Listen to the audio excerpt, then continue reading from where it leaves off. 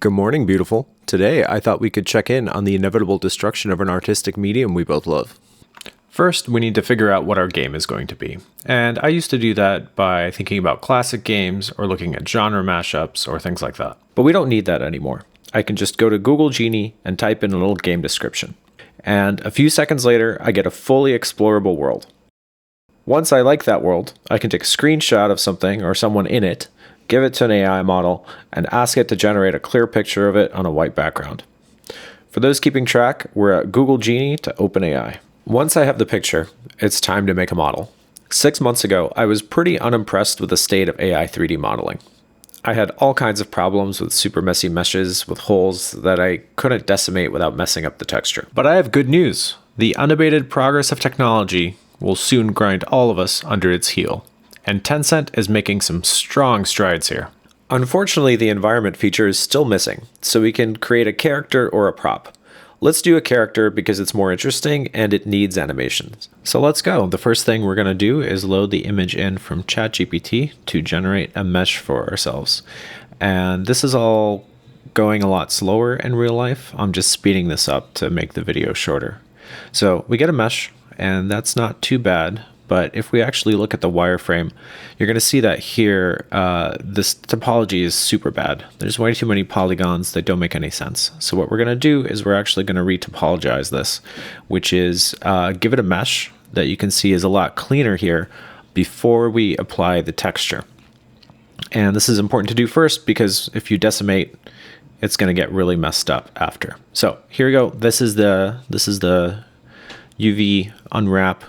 And you can see the polygons are mapped to this flat surface that we are going to draw the actual texture on top of. And same thing here, we're just putting in the image and we're going to hit generate. And then that new texture is going to use that mapping to apply itself to the polygons of the model. And here we go. We have our fully textured guy. There he is in all his beauty. Now, he looks a little different and his back is messed up, but this is so much better than what was there before. And here you can see we can actually generate the skeleton to do the animations automatically without having to go to Mixamo or something. There's also this animation library in here where you can 3D generate animations. Stay away from that.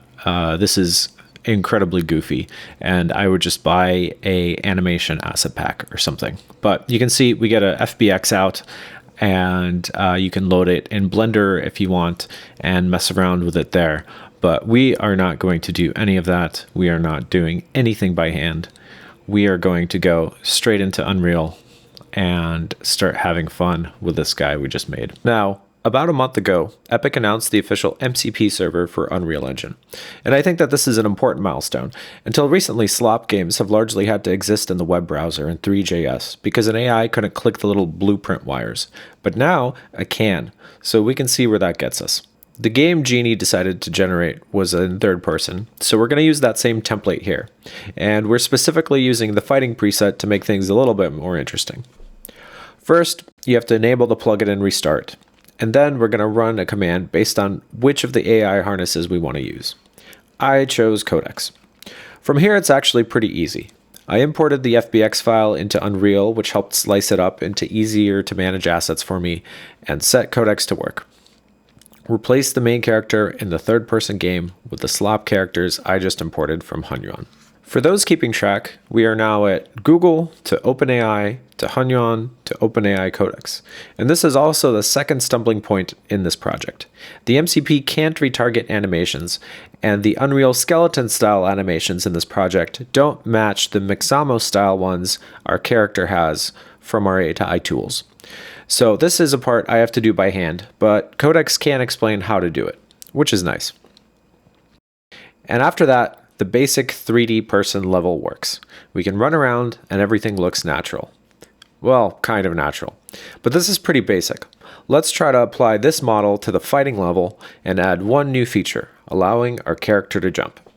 You can already jump in the other level, so I figured this would be the easiest one to add. And so we immediately hit problems here. As you can see, I'm trying to attack, and I just get this T-pose thing. And so the first thing I have to do is go back to ChatGPT, and I have to get it to tell me how to retarget the animations and which ones I missed. And so eventually I get that fixed, and then I get into this combat section, and this happens to me, which I'm sure you can tell is a bug, but something's going on where after my character gets knocked up in the air by an enemy, he can't land, and also when I jump on a box, the box flies into the air.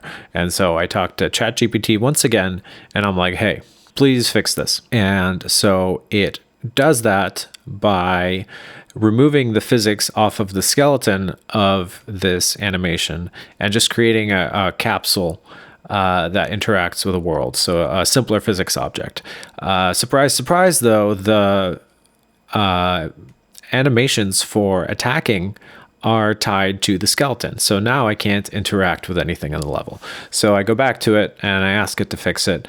And the thing it comes up with is it turns off the physics on the bottom half of the skeleton, but it keeps it on the top half. So now I can punch things and they will move, and the hits will register on the enemies, but my legs will no longer interact with the environment. Now, before, you may have seen that there was a kicking attack, and the solution to that is to just not use that attack anymore. But I can jump on things, so that's something. So that's where I think I'm going to leave it. And I was going to do a big summary here, but I think there's enough in the video for you to draw your own conclusions. And if you have a comment, I'm sure you can put it down there. But thank you for watching, and maybe I'll do this again in 6 months, and that will truly be the time where we no longer have any jobs. Thanks.